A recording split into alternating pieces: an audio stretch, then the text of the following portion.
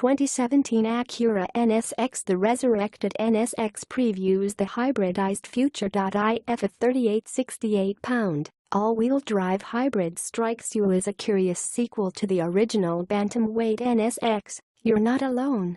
As vehicle performance lead engineer Jason Widmer tells it, the initial prospect of a gas-electric NSX caused as much hand-wringing within Honda's hallways as raised eyebrows outside them. In the early days of the new car, NSX mules consistently laid down faster laps without the battery electric assist system that was supposed to make the thing quicker. That was more than 5 years ago, and the NSX hybrid electric system is now a fully developed piece of Go Faster kit. The car, rolling out of Marysville, Ohio, seamlessly combines 2 turbochargers, 3 electric motors, 4 driven wheels, 6 cylinders, and 9 forward gears to produce bona fide supercar performance. That won't make it any less controversial. There are an infinite number of ideas as to what a resurrected NSX should have been. The concept that won out is a rolling test bed for the future of performance technology. You will not find a car in this category in 10 years that won't have electrification. I'm confident on that, Widmer says. So are we. The NSX isn't the first of its kind to mesh electrons and hydrocarbons in the pursuit of speed, but give Acura credit for so rapidly democratizing the technology. Even with a starting price of $157,800, the NSX is hard evidence of the kind of trickle-down economics that actually works. Sacrificing a fraction of the performance and the pure electric driving capability of the 2015 Porsche 918 Spyder netted Acura a $700,000 price cut for its mid-engined hero. Widmer may have been talking about McLarens, Lamborghinis, and Ferraris when he made his 10-year prediction, but the electrification of performance won't stop at supercars. Defying physics, the electrons are poised to flow into iconic performance cars, where there's even more resistance. Hybridized 911s and BMW M3s are an eventuality, not just a possibility. This NSX is a preview of things to come. For Acura, the hybrid system that supplements the 500 horsepower V6 plays perfectly to the character of the NSX, both old and new. Just like the original, the modern NSX is every bit as civilized as it is quick. The open sightlines, the wide cabin, and the seats that accommodate the average American are as notable in this class as are the electric motors that give it instant off-the-line thrust. It's a supercar without a god complex, as unpretentious as a car with an engine behind the driver and a 6-figure price on the window can possibly be. More than any other modern car, the NSX is a product of whichever of its 4 modes, Quiet, Sport, Sport Plus, and Track, is active at the moment. Along with the usual calibration tweaks to the electrically assisted steering, adaptive dampers, and stability control system, the NSX takes on a different persona depending on how it blends internal combustion and electric thrust. The engine's unusual 75-degree V-angle results in a shorter, and thus strengthened crankshaft relative to a 60-degree design, and a narrower overall width compared with a 90-degree unit. Forged internals include the crankshaft, connecting rods, and valves.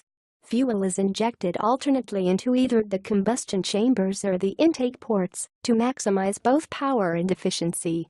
Yet the engine never sounds nor drives as exotically as it reads on paper. That's the side effect of performance-enhancing electric motors. They smooth the power delivery to the point that they mask the full contribution of the gas-fed engine. Flatten the accelerator and the NSX stirs the motors, the turbos, and the reciprocating pistons into a cascade of low-end torque, mid-range boost, and high-end power. If you could separate the sensation from the intake resonance tubes singing just behind your skull, it would evoke the initial torque swell of an electric vehicle with the seemingly endless pull of a 9,000 RPM Porsche. Even during part throttle shifts, gear changes register strictly audibly, with the motors masking the momentary blip in gas engine torque. Our box test equipment, which logs data 100 times per second, failed to detect any slackening in the speed trace when the transmission shifted. Left in automatic mode in Sport Plus, the gearbox will downshift under braking, though not very aggressively. The transmission prefers to keep revs between 3,000 and 4,000 RPM, and it feels more natural to find the right gear on your own with the paddle shifters. Even then, the transmission often denies the final downshift into first gear as you slow for a stop sign, and it's only as you stomp on the accelerator that you discover the aggravation of still being in second. Acura resisted the temptation to provide a separate damper calibration for every drive mode, which is fine by us. The Germans often get mired in creating a different but similarly compromised tune for each drive mode. Based on feel alone, Acura's two settings use a fairly narrow portion of the bandwidth afforded by magnet or helical dampers, with one position covering Sport Plus and track modes, and a softer tune for quiet and sport. While the softer position nicely balances ride quality and body control, the stiffer position proved too much on our 10 best loop. The NSX skipped over lumpy sections, the engine revs surging and sagging as the rear tires shifted between light and loaded, which is unsettling busyness that saps confidence. Sport mode's more compliant damping kept the body planted and allowed a faster pace over the same stretch of road. Unfortunately, there's no way to decouple the damper settings from the drive mode. Supercar demeanor, engaged.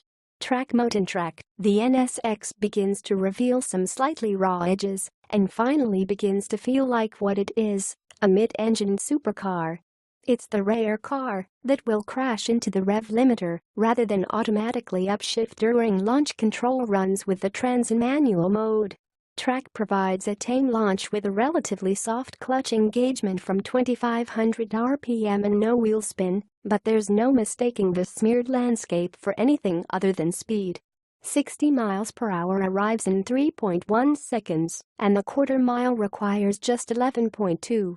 Those figures are plenty quick, but the competition seems to challenge Widmer's assertion that the reason we have electrification is for performance.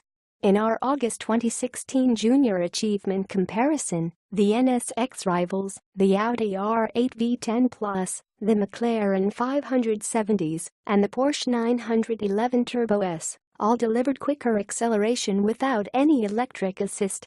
And they did so carrying at least 150 pounds less each. You can feel the NSX surge relaxing near 120 miles per hour as the 236 horsepower front motors fade out. Their purpose is more sophisticated than simple straight-line speed, though. The motors do as much to turn the NSX as they do to accelerate the car, and they are never more effective at that task than in track mode. The NSX relatively low torque, front axle vectoring makes for a decidedly different feeling compared with the rear axle action we've come to know well. A torque vectoring rear differential, like that found in a Lexus GSF, often provides a tightly controlled drift. In the NSX, the front motors simply pull the car down toward the apex, tightening the trajectory instead of increasing the car's slip angle. The effect is closer to breathing off the throttle rather than inducing power oversteer. The NSX rarely wants to let its rear tires slip, and with 1.06 grams of lateral grip from the Trophy ORS, it rarely wants to slide the front tires either. The handling balance is practically as harmless as in any Acura sedan, which some might interpret as the ultimate diss from a car magazine. It's not intended as such here. You want a car that drifts every time you look sideways? Buy a V8 Chevy Camaro. All-wheel drive and a mid-mounted engine are good at delivering buttoned-up composure. The NSX is no exception.